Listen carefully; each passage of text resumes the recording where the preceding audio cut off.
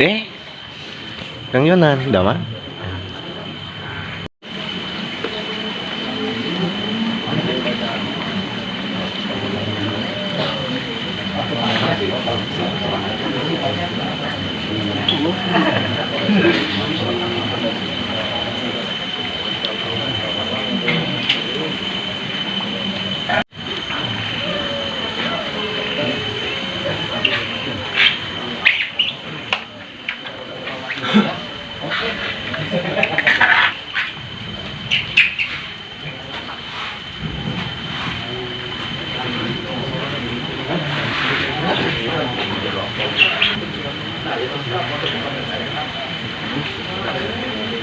Bismillahirrahmanirrahim. Qul huwallahu ahad, Allahus samad, lam yalid wa lam yulad wa lam yakul lahu kufuwan ahad. Bismillahirrahmanirrahim. A'udzu birabbil falaq, min syarri ma khalaq, wa min syarri ghasiqin idza waqab, wa min syarri naffasati fil 'uqad, wa min syarri hasidin idza hasad. Bismillahirrahmanirrahim. Qul a'udzu birabbil falaq, min syarri ma khalaq, wa min amin. Ar-Rahmanir Rahim, Maliki yaumiddin, Iyyaka na'budu wa iyyaka nasta'in, Ihdinas siratal mustaqim. Semalam tentang ular, jadi kemarin yang liputan di mana yang Nawang ular itu berubah, yang adanya yang ada masuk Cikidul ke badannya, itu kan ada pengaruh ular. Itu gimana menjelaskannya Bang, kalau misalkan dari mimpi? Soalnya kemarin sempat mimpi ada ular lagi kawin, cuma di tengah-tengahnya ada buaya. Nah itu ada pengaruh ke dunia nyata apa enggak? Ya itu. Oke, ada pertanyaan tentang ular. Banyak sahabat-sahabat kita yang bermimpi ular. Artinya apakah mimpi itu akan berefek ke dunia nyata atau mimpinya itu sebagai petunjuk atau sekedar bunga tidur? Sebenarnya bisa semuanya. Ketika kita di saat sadar kita tersugesti dengan sesuatu yang berkaitan dengan ular, itu bisa terbawa tidur. Terus yang kedua, bisa juga itu sebagai tanda atau perlambangan, karena ular ini selalu identik dengan keburukan. Bahkan orang-orang yang terkena gangguan-gangguan makhluk gaib, kerap mereka dimimpikan sosok ular, baik ular yang warna-warni atau memiliki warna hitam pekat, yang dalam mimpi itu dia diudak-udak ular, dia diserang ular, atau sekedar ularnya itu hanya menatap dirinya. Itu bisa sebagai tanda kalau dirinya sedang tidak baik-baik saja.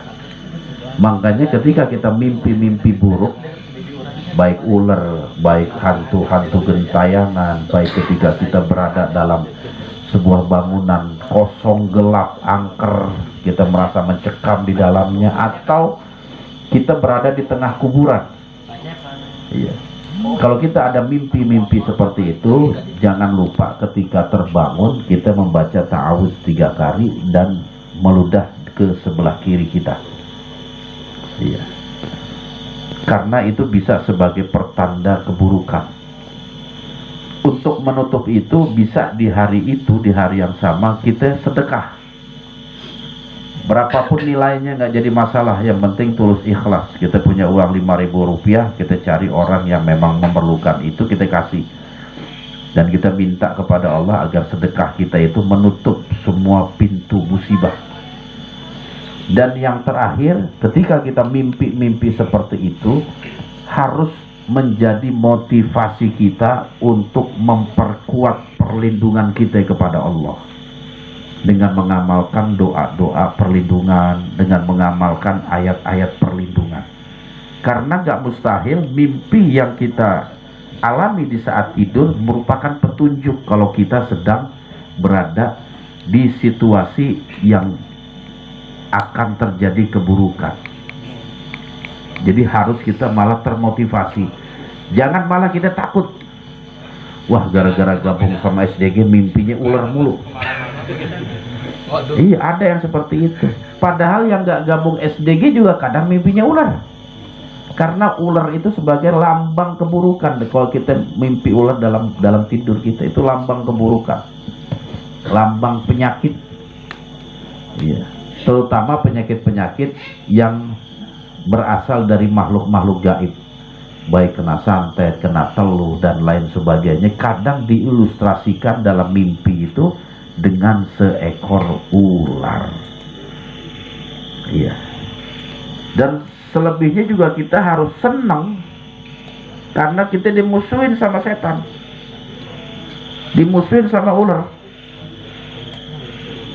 Jangan sampai kita malah pengennya ditemenin sama setan, ditemenin sama ular.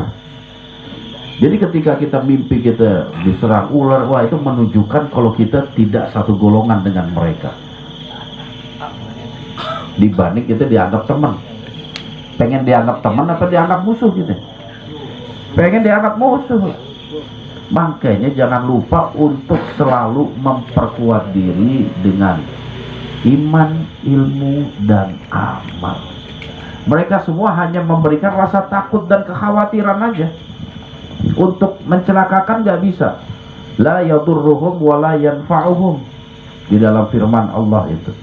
Jadi mereka hanya bisa memberikan rasa takut, cemas, khawatir, yang pada akhirnya akan menghilangkan kebaikan-kebaikan yang akan kita lakukan.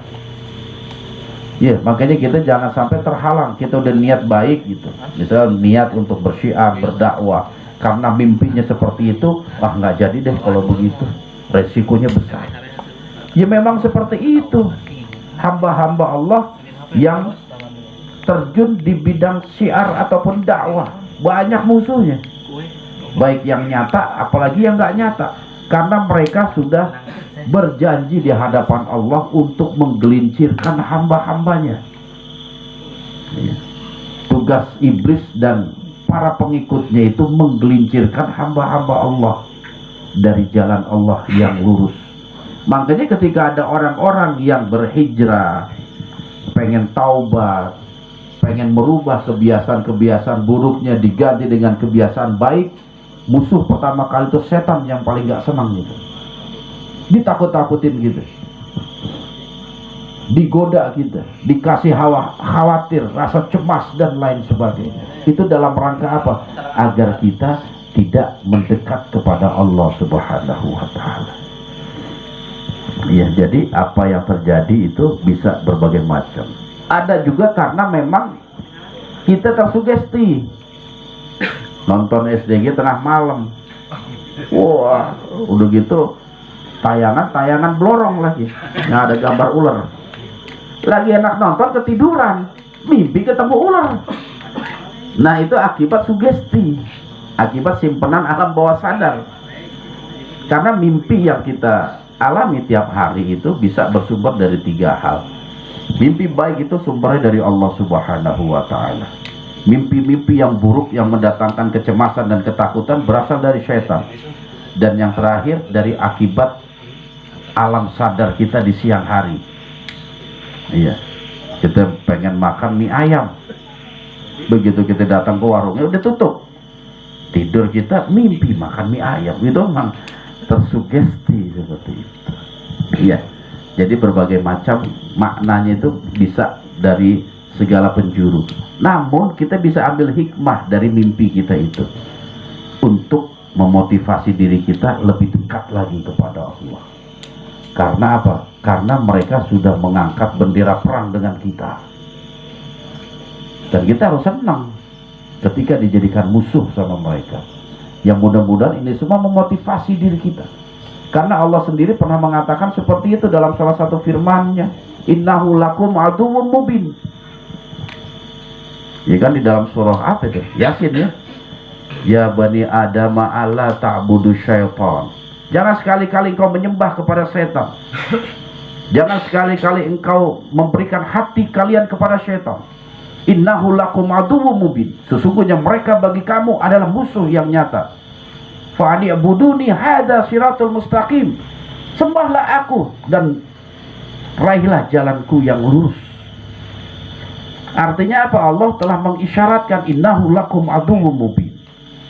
Sesungguhnya mereka bagi kamu adalah musuh yang nyata. Maka jangan temenan sama setan. Wong dia musuh kita kok. Iya. Kalau enggak kita bakal dijajah sama dia. Wong dia hakikatnya musuh. Kita coba deketin. Makanya ketika kita mimpi-mimpi seperti itu harus termotivasi untuk membentengi diri kita, memohon perlindungan sama Allah dan memohon pertolongan agar kita dimenangkan dalam pertempuran melawan musuh-musuh kita. Seperti itu. Ya, paham ya? Selanjutnya silakan.